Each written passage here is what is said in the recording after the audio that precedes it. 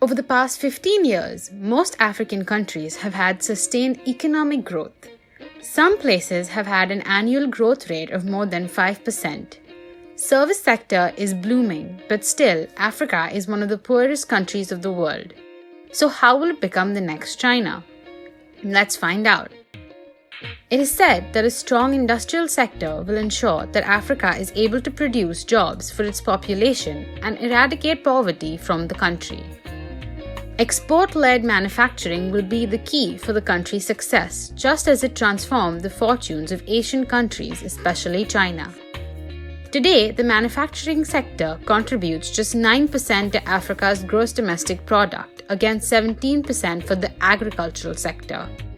But these dynamics are expected to change. Africa has become the fastest urbanizing region of the world, with rural people moving into the cities. This rapid transition has its own challenges but also comes with great advantages. The country is ready to risk billions to construct the necessary infrastructure. By 2050, Africa's 1.1 billion person population is slated to double, with 80% of this growth happening in cities, bringing the continent's urban headcount up to more than 1.3 billion. The population of Lagos alone is growing by 77 people per hour. According to McKinsey, by 2025, more than 100 cities in Africa will contain over 1 million people. With this breakneck pace of urbanization comes many unprecedented economic opportunities. The IMF recently declared Africa the world's second fastest growing region, and many are predicting that it is well on its way to becoming a $5 trillion economy. As household consumption is expected to increase at a 3.8% yearly clip to $2.1 trillion by 2025. The attention of the world is now drifting towards Africa, with comparisons to 1990s era China are no longer coming off as radical projections. The African Union has put the assembling area at the core of its Plan 2063, a key structure for the financial change of the mainland throughout the following 50 years, which has the understanding and full help of every one of the 55 nations. It is a plan that, in its own words, has been driven by the voices of the African individuals demonstrating the Africa they need. Also, the launch of the African Continental Free Trade Area a year ago accommodates a solitary market for merchandise and ventures. It permits African-possessed organizations to enter new markets, extending their client bases and possibly item runs.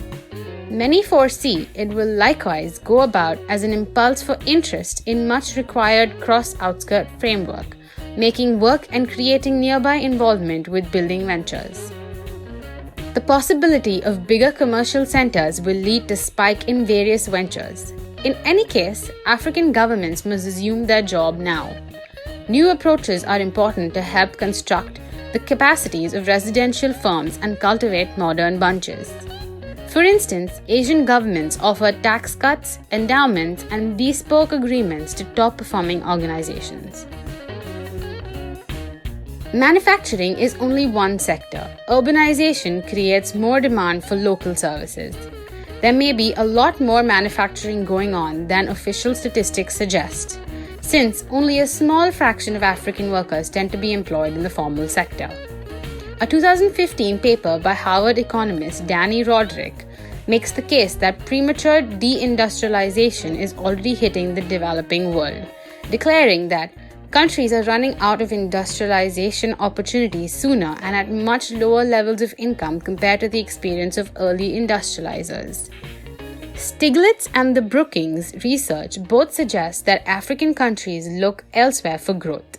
Their suggestions include tourism, agriculture, natural resource exports, and information technology services.